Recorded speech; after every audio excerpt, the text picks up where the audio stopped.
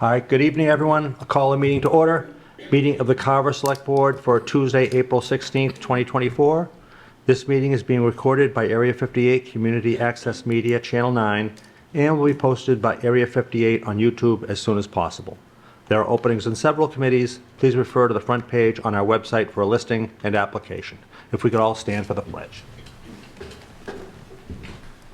I pledge allegiance to the flag of the United States of America and to the republic for which it stands, one nation, under God, indivisible, with liberty and justice for all. Mr. Ryan, if you would read our community prayer. Almighty God, humbly we pray your blessing as we concern our life with the opportunity to serve our community. Enhance us with your spirit of dignity and selflessness. May we become instruments of support and understanding as we seek to bring an environment of trust and purpose among all who provide the many services that make us all that we can become. Help us achieve the goals of our commitment in this office that is now our responsibility, and especially we lift our prayers for all the citizens of our community that we have been allowed to serve, that they may discover the fullness and joy of life that we all seek. And keep those serving in our armed forces and our first responders in our hearts and thoughts. Amen. Amen. Thank you, Mr. Ryan. All right. The first item on our agenda, as always, is citizens' participation. Are there any members of the public? Mr. Shea?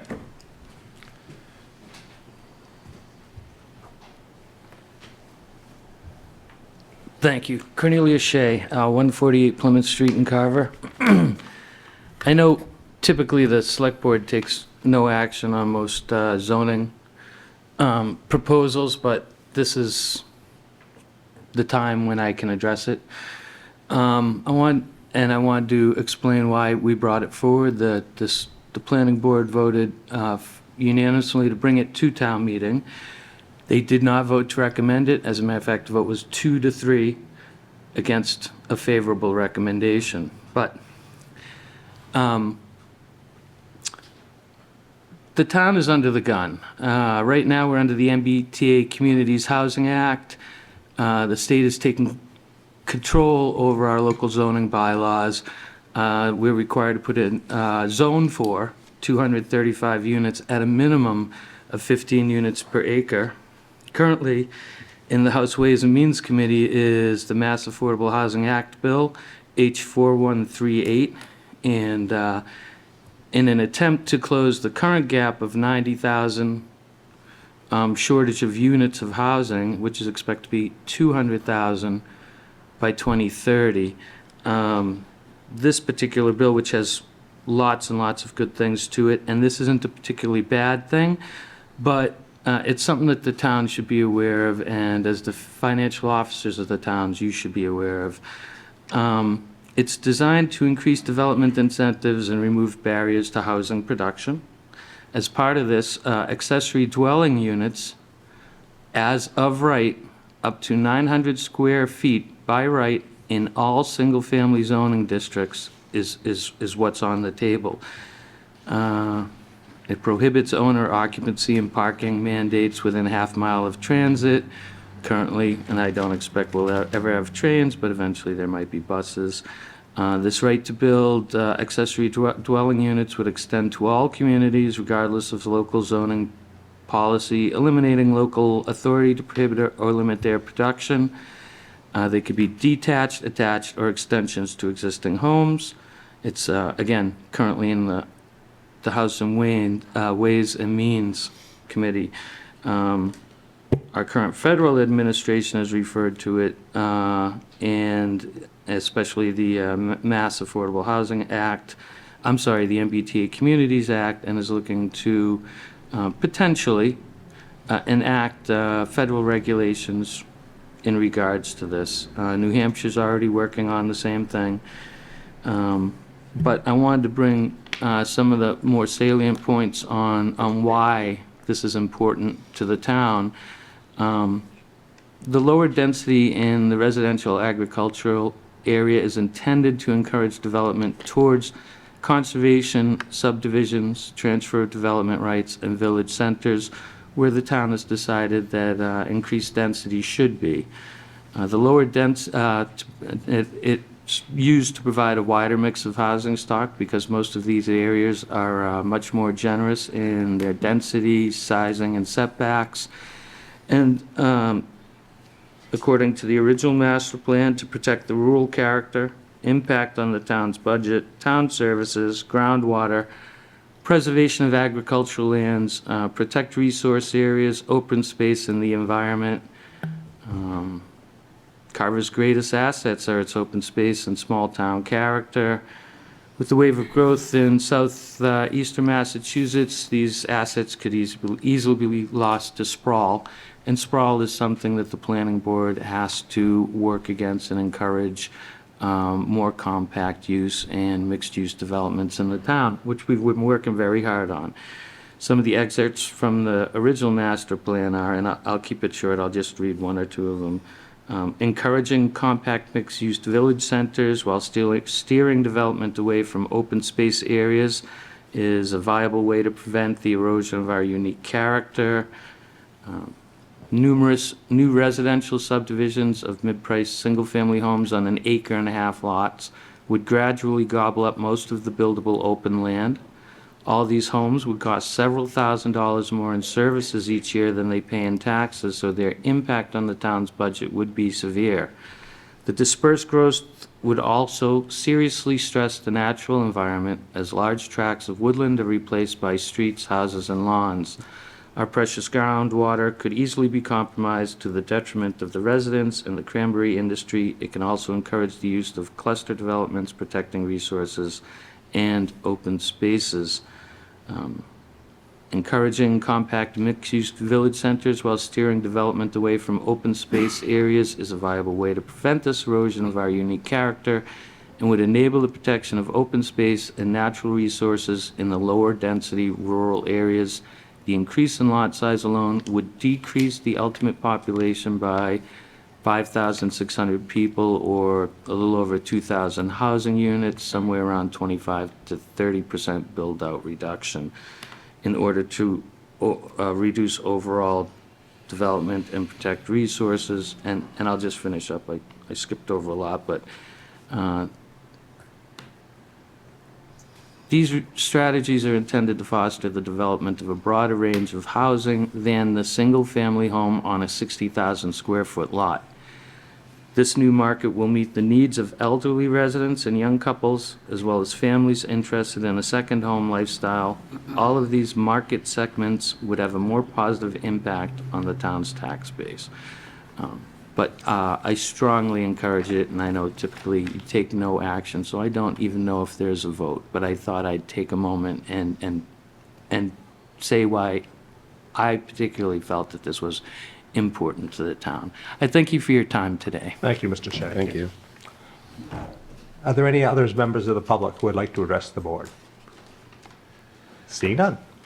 We will move on to our next agenda, our 6:10 agenda item. We're not ready to act on that this evening, so we'll move right along to 6:15, a discussion and possible vote for the annual town meeting warrant articles. The first one is the Community Preservation Committee, and I'll read the article. To see if the town will vote to hear and act on recommendations by the Community Preservation Committee for fiscal year 2025 and appropriate and/or reserve a sums of money for the Community Preservation Fund fiscal year 2025, estimated annual reserves for the administrative expenses and all other necessary and proper expenses of the Community Preservation Committee, and in accordance with the provisions of General Law, Chapter 44B, subsection 6, for open space land for recreational use, historic resources, and community housing, and debt service on prior approved projects. And further, to transfer from the Community Preservation Fund for proposed projects recommended by the Community Preservation Committee and for all incidental and related expenses as follows. The town appropriates estimated revenues of $1,004,750 as follows. Committee administration expenses, $30,450. Middle high school track debt service, $331,275. Cleanup activities at 11 Green Street, $105,425. repairing historic records, $7,000, and reserves, a historic preservation reserve fund, $93,475, and community preservation unrestricted reserve fund, $437,125, or take any other action relative thereto. All right. Ms. Weston, do you have anything to add on this? The only thing I'll add is, as you had pointed out, this was on a previous agenda. We just revised it to put the total amount that the town is receiving in the CPA funds right on the article. That is not always put into the article every year, and we just thought that would be more transparent. Okay. So as I recall, we already took a vote to put this article on the warrant, correct? Yes. And we also took a vote to recommend the article. Yes. We're just changing the article, Yeah. correct? Okay. Would we have a motion to recommend to put the amended article on the warrant? Yes. All right, so that's my motion. Second. Okay, we have a motion and a second. Discussion? Hearing none. All in favor? Aye. Aye. Opposed? It is unanimous. Thank you. And now we need a motion to recommend the amended article. Yep. Right, so I'll make a motion to recommend the amended article. Second. Second. Okay, we have a motion and a second. Discussion?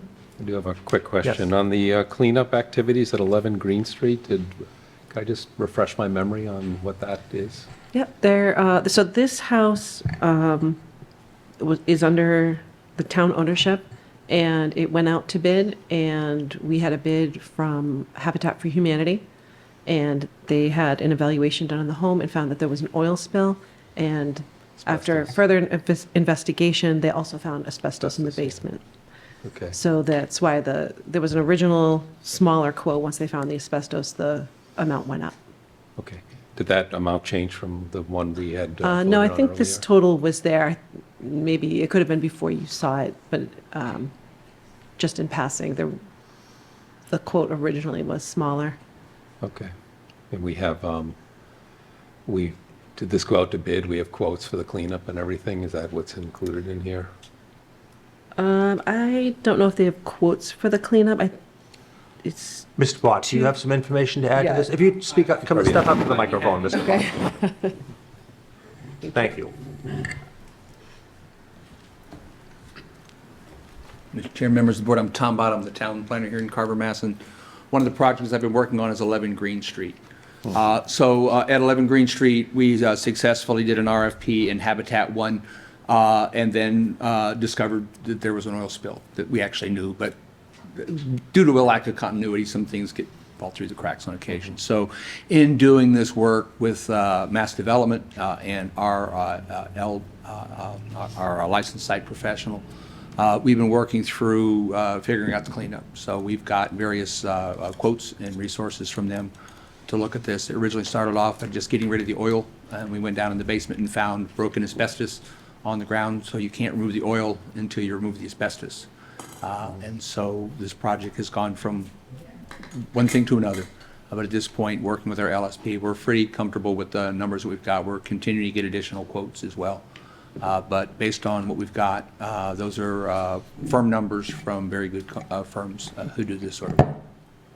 And then through the chair, do we foresee any, or do we see any unforeseen costs that could continue to happen on the project as they work on it?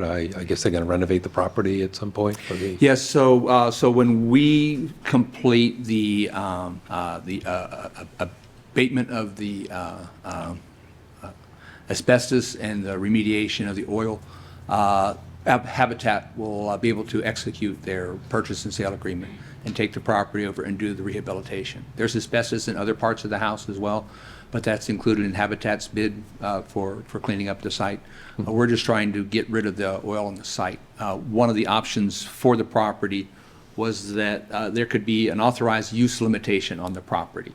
And that authorized use limitation said, there's oil in the basement, don't dig it up, which seems like a very practical thing to do.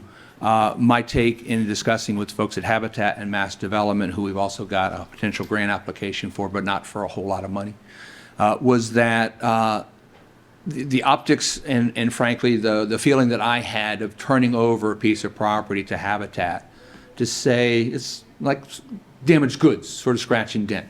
It doesn't sit well with me and some other folks that I've talked to. So we pursued cleaning up the site entirely and not having this AUL, this authorized use limitation on the site for the property. And my last question is, does the town recoup any of the costs for the cleanup activities? Or is this all- The cost of the cleanup activities are coming out of the Community Preservation Committee Act. The Community Preservation sets money aside for affordable housing. Correct. So this is exactly what the money for affordable housing is supposed to be done. The chairman of the CPC did get an opinion from the CPC governing body, their sort of administrative, and said it was an appropriate use of the money. So we're spending money to clean up one site for one affordable house, for one very good organization. Okay, thank you. Yes, Sorry, through you, Mr. Chairman. With regards to the 11 Green Street, this is something that a piece of land that we had for tax title? Yes, so the spill happened on site way back when. I'll go with 2010, although I don't have the date in front of me. The property owner was cleaning the property up through his own means and died. Not because of this, because he just died. I guess I don't know that. So at that point, the family said, well, you know, we've got a piece of property, we can't sell it because it's got this thing, and they stopped paying taxes on it. So the town took it for taxes. And we've since been trying to turn those properties over. And most of the ones we turn over, I think, go pretty well. This was one of those ones that had a number of issues. Okay, and I'm not going to put you on the spot with regards to numbers, but I know we've spent money on this already. So we've got a spend behind us. We've got this spend. Is that it for us? For 11 Green Street, Yeah. as far as I know? So there's no other additional funds coming from CPC or someplace else? No. And I don't know that anybody, well, maybe some of the folks from DPW have been in the basement as much as I have over the last year or so and in talking to folks. But we think we've got a handle on what needs to be done.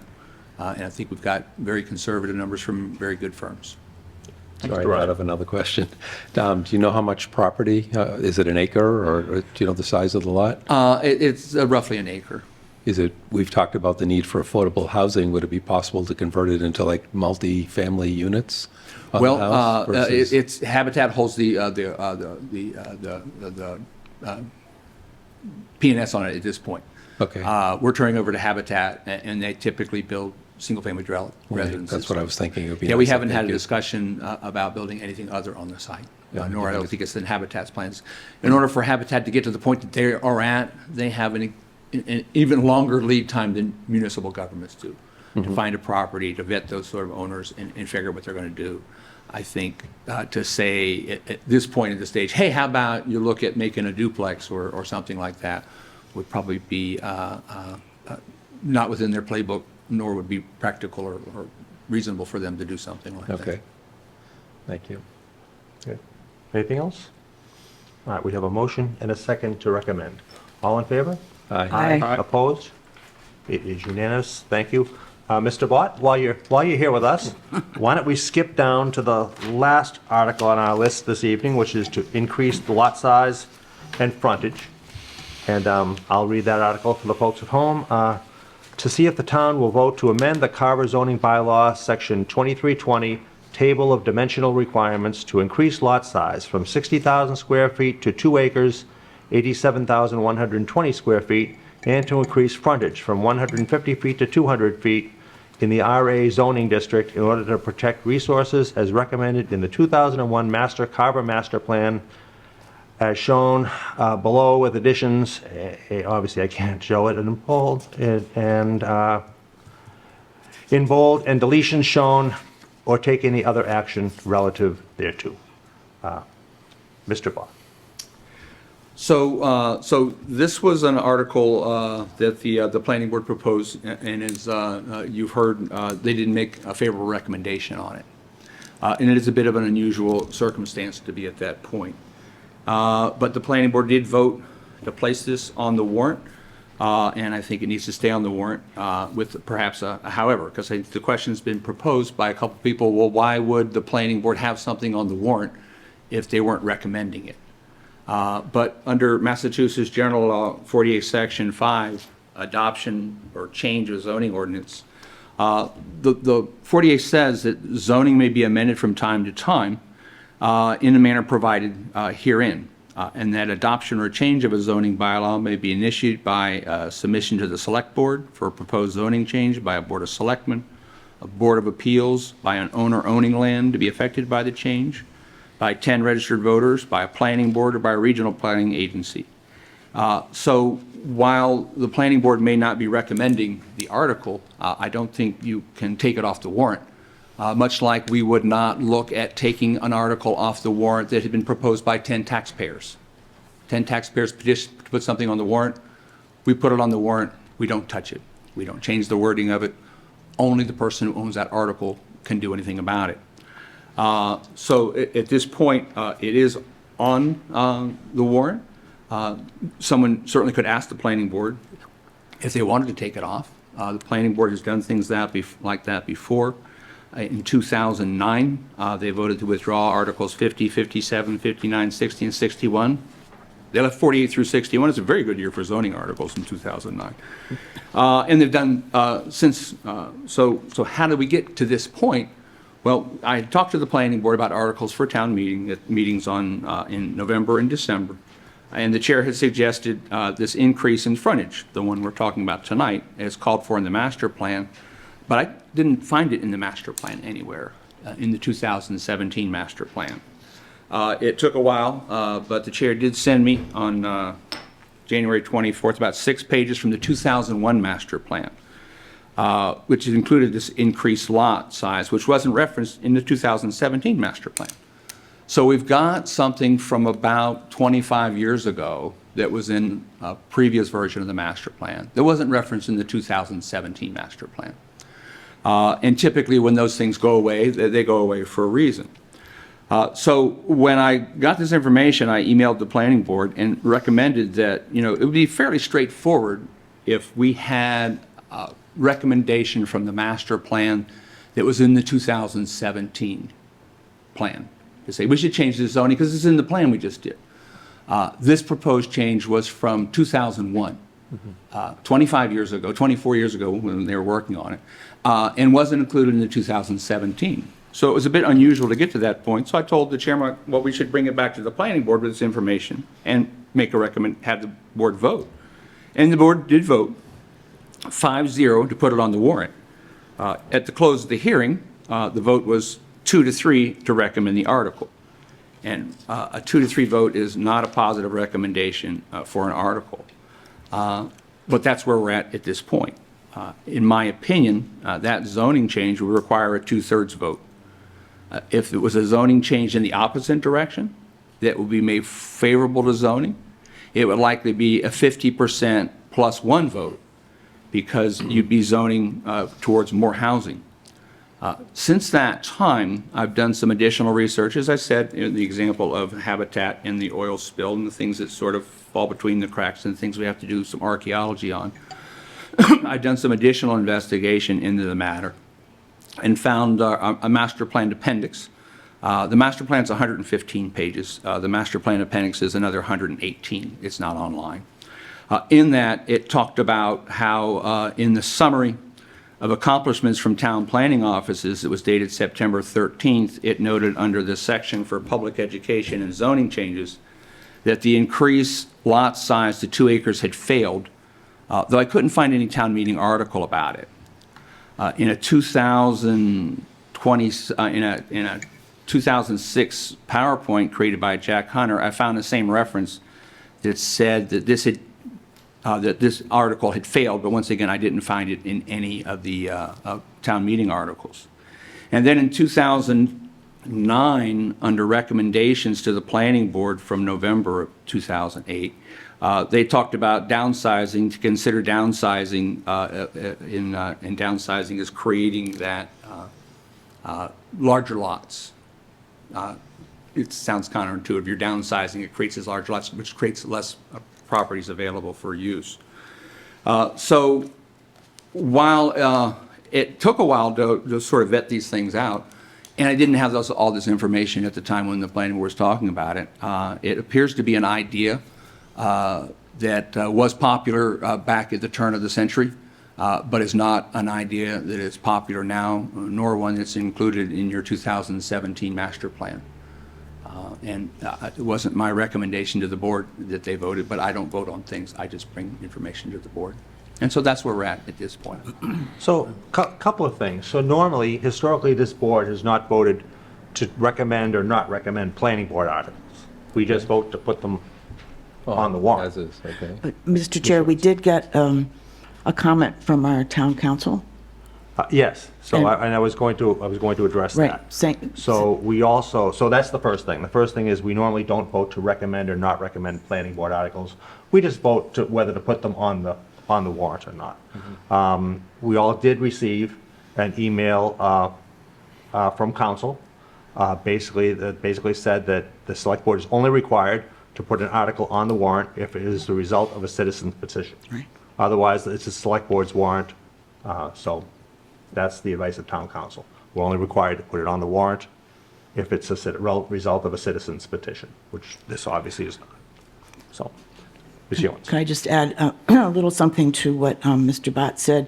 So having been on the master plan committee in both the year 2001 and 2017, there was a reason we took it out, and that's because this thing called smart growth came along, and planners eventually realized over that 24-some years that these large lots were not protecting open space and the groundwater. In fact, they were just making more private land. They don't.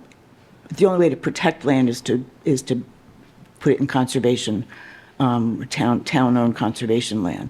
That's really the only way to protect the groundwater.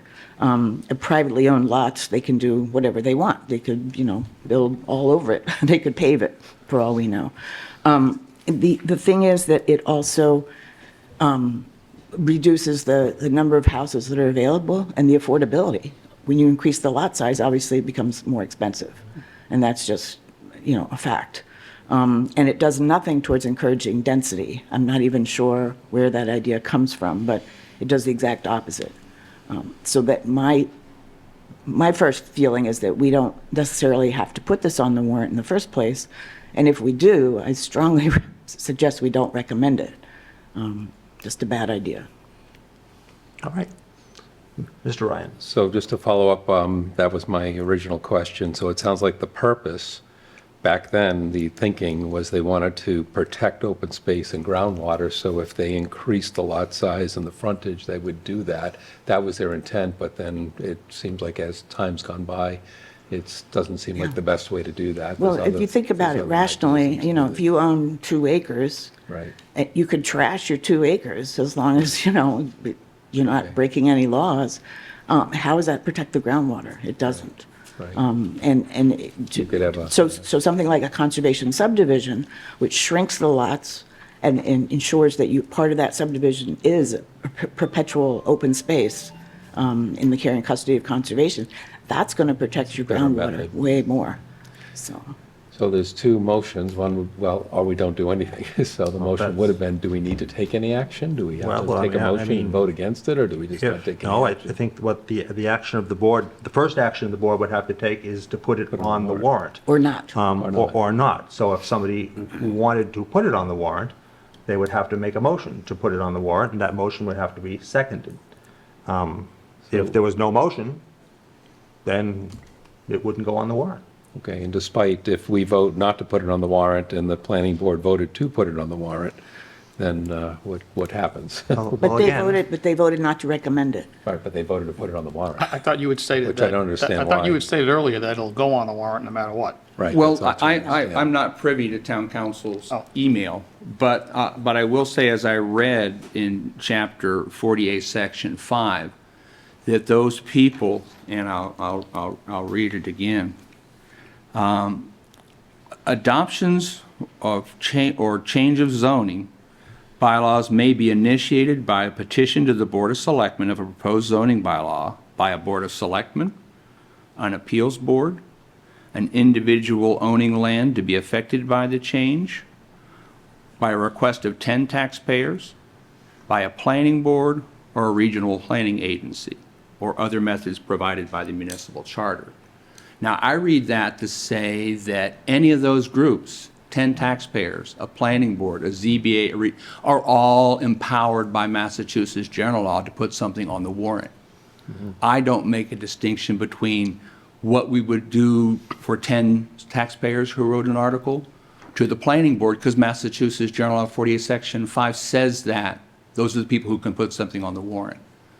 I'm been at this in Carver for only a few years, but in the Commonwealth since 1998, and I've not seen an instance where the board took it upon themselves to remove something from the warrant that someone empowered by Massachusetts general law requested to put on the warrant.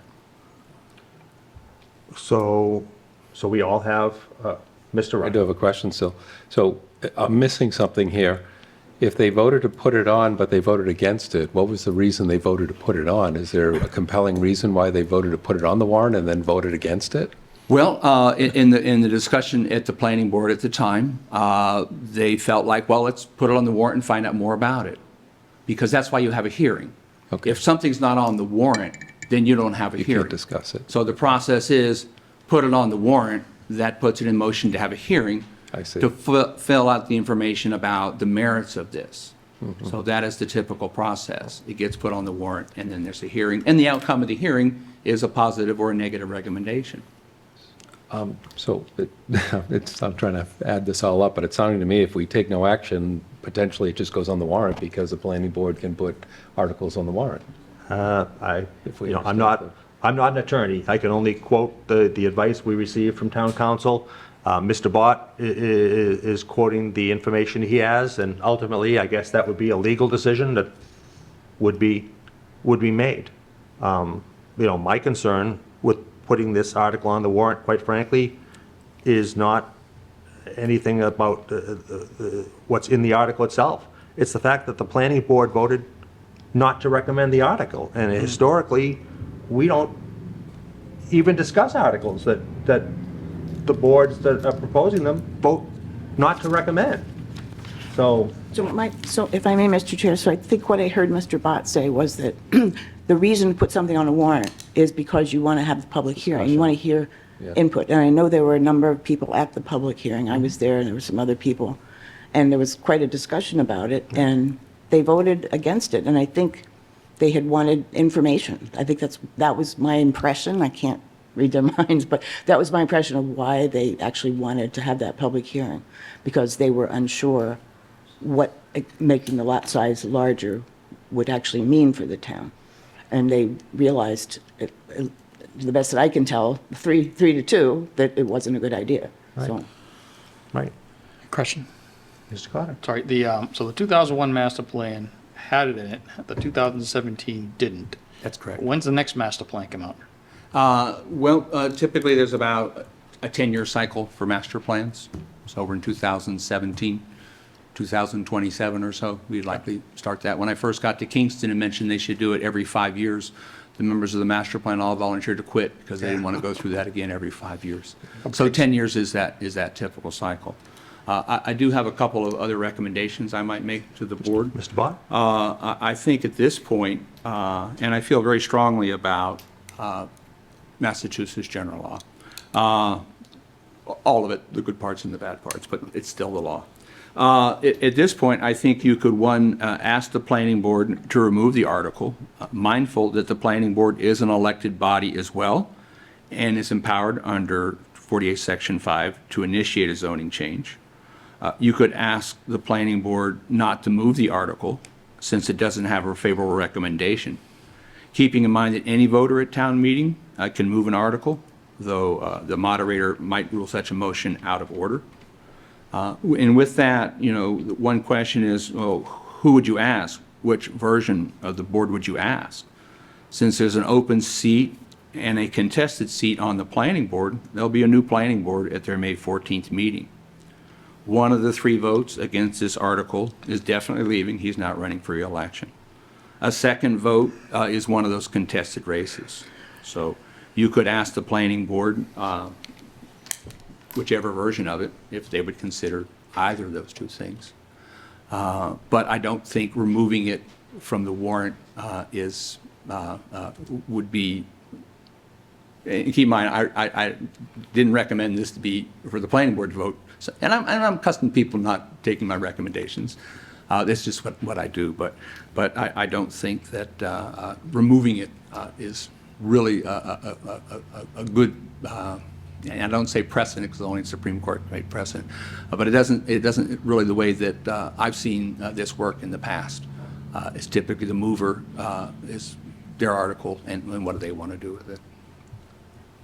I understand your thoughts about precedent, but it's also precedent that usually articles don't come to this board that were not voted to recommend by the board that's considering them before they get here. So that's unusual as well. Well, the board voted to put it on the warrant, But the board voted 3 to 2 not to recommend the not to article. recommend positive, favorable action on it, correct? It's a bit of an unusual situation. But again, I think it sounds like they wanted it there for the hearing and discussion to let other people. Yeah. That's been that's how it's what always you're worked in saying. practice. Because otherwise, you couldn't have hearings about things that might be a good idea for the Yeah. warrant. That step is step 1, step 2. Okay. Sounds like for us to do the right thing, we just need I don't want to have to go to town council, but, you know, if I'm hearing that we don't typically take action and it just gets on there because the planning board submitted it, sounds like that's just what's going to happen by the natural course of events. Well, again, we all have an opinion that was sent to us from council. Yeah, I'm trying to find it to read it again. Was sent in, would you like me to read it? Sure, that'd be Yeah. great. I have it in front of me. It says, "The select board is only required to put an article on the warrant if it is the result of a citizen's petition. Otherwise, it is the select board's warrant, and they do not have to put any other type of article." So, Just for a little bit clarity on that one, though. Let's just say the planning board voted to approve this. We could still not put it on the warrant? not- yeah, I think so. I mean, I don't know why we would do that, but Okay. that's the opinion. So it's a pretty simple opinion. Could we possibly ask the planning board, recognizing that they're an elected board as well, if they would reconsider putting it on the warrant? Sure. We certainly could. Why don't we, would you like to do that? Yes. Okay. Why don't we do that? Mr. Bott, if you could bring it to the planning board, and we'll reconsider this at a future meeting. All right. So that's an official action by the board? Well, Ms. Hewens, would you like to make a motion? Oh, okay. And this is done with all due respect of fellow elected officials. I make a motion that we ask the planning board if they would consider removing this article from the warrant. Second. So we have a motion and a second. Discussion? So the reason being is because they voted against it, and we just don't see a, reason why you would put it on if they're voting against it, unless they want to clarify that to us. And then, in the meantime, you seem to have a different opinion, information about the planning board putting it on without the select board or being able to approve it or not, so it'd be good to have them weigh in on that, too. Okay. We have a motion and a second. Any further discussion? All in favor? Aye. Aye. Opposed? It's unanimous. Thank you. All right, thank you very much. Thank you, Mr. Bott. All right. Thank At this point, we will jump back to the codification of general bylaws. And if you'll just give me a minute, I will find that in my packet, and I'll read it. Let's see, it's a bit long, so I'll read the informational summary. This article is required to change the format of the Carver general bylaws by renumbering and arranging the sections of the general bylaws in order to put the information on the Town of Carver's website into a searchable format rather than the existing unsearchable PDF format. General code is in use in over 140 cities and towns in Massachusetts. The substance of the bylaws are not being changed as a result of the adoption of the code. This change is only as to the format. I'll make a motion to put the article on the warrant. Second. We have a motion and a second. Discussion? Hearing none. All in favor? Aye. Aye. Opposed? It is unanimous. And I'll Is there a make a- motion to recommend? I'll make a motion to recommend the article. Second. We have a motion and a second. Discussion? Hearing none. All in favor? Aye. Aye. Opposed? It is unanimous. Thank you. And the next one is the codification of zoning bylaws. And again, I'll read that informational summary. This article is required to change the format of the Carver zoning bylaws by renumbering and arranging the sections of the zoning bylaws in order to put this information on the Town of Carver's website into a searchable format rather than the existing unsearchable PDF format. General code is in use in over 140 cities and towns in Massachusetts. The substance of the bylaws are not being changed as a result of the adoption of the code. This change is only as to the format. Make a motion to put the article on the warrant. Second. Motion and second, discussion? Hearing none, all in favor? Aye. Make a motion to approve the article. Second. To recommend the article. Recommend. Motion and second, discussion? All in favor? Aye. Aye. Opposed? It is unanimous. Thank you. Town Administrator update. Ms. Weston. Thank you. Middleborough will be going out to bid for the North Carver Water District meter pit on May 8th. So we should have an amount of that contract by June 19th. The library and town hall roof replacement projects are out to bid right now. And painting will begin soon at the library, once it starts to get a little bit warmer. This will not interfere with the regular operations of the library, and this will be completed by June 1st. And that is it. All right, thank you. All right. Let's see, we have the approval of the minutes of April 2nd, 2024. Motion to approve the minutes. Second. We have a motion and a second? I have a Discussion? very small amendment. All right. I'm sorry. It's under citizens' participation, second paragraph, third line, that we formed the Carver Aquifer Advisory Committee with the help from SERPED and the state's Executive Office of Energy and Environmental Affairs instead of the state's Conservation Department. Okay. Is there a motion to approve as amended? So moved. And a second? Second, yeah. Okay. Discussion. All in favor? Aye. Aye. Opposed? It is unanimous. Let's see, topics not reasonably anticipated by the chair 48 hours in advance of the meeting. We have a request to use town property, Shirtliff Park, for Captain Pal Preschool on May 31st, 2024, from 11 a.m. to 1 p.m. Motion to approve the request to use town property for Shirtliff Park for Capital Pal Preschool on May 31st. Second. Motion and a second. Discussion? All in favor? Aye. Opposed? It is unanimous. We have requests for Old Home Day, for the Old Home Day Road Race, Saturday, July 27th, 2024, at 8 a.m. Motion to approve. Second. Motion and a second. Discussion? Hearing none. All in favor? Aye. Aye. Opposed? It is unanimous. And finally, we have a request for the Old Home Day Car Show and Cruise on Main Street, starting at 10 a.m. in the parking lot of the old police fire station. Motion to approve. Second. Motion and a second. Discussion? All in favor? Aye. Opposed? It is unanimous. Thank you. Select Board announcements. Mr. Ryan? I don't have anything tonight. Mr. Carver?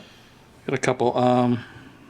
So everyone knows the Carver Cranberry Baseball League's opening day, April 27th at 9 a.m. And the Carver Police Union is holding a raffle to be held on April 21st at Honeydew, 96 North Main Street. They're raffling off an electric golf cart and scooter, and funds go to benefit the community. Great. Thank you. Ms. Ewens? Oh, thank you. It's a little bit early, but I want to remind people to please vote in the local elections on Saturday, April 27th, from 8 a.m. to 5 p.m. at the Carver Middle High School. And also to please continue to support your support of Shane Gives Thanks Food Pantry. All right. Thank you. I have nothing to add to what's already been said. Okay. So with that, our next meeting is on April 23rd, 2024. 5 o'clock. Excuse me? It's at 5 o'clock. Well, the time, right now, it's, Okay. the time's to be set. Okay. But it's definitely on April 23rd. Thank you. So with that, is there a motion to adjourn? Motion to adjourn. Second. Okay, motion is second. All in favor? Aye. Aye. Opposed? It is unanimous. Thank you. Have a good night, everyone. Thank you, Area 58.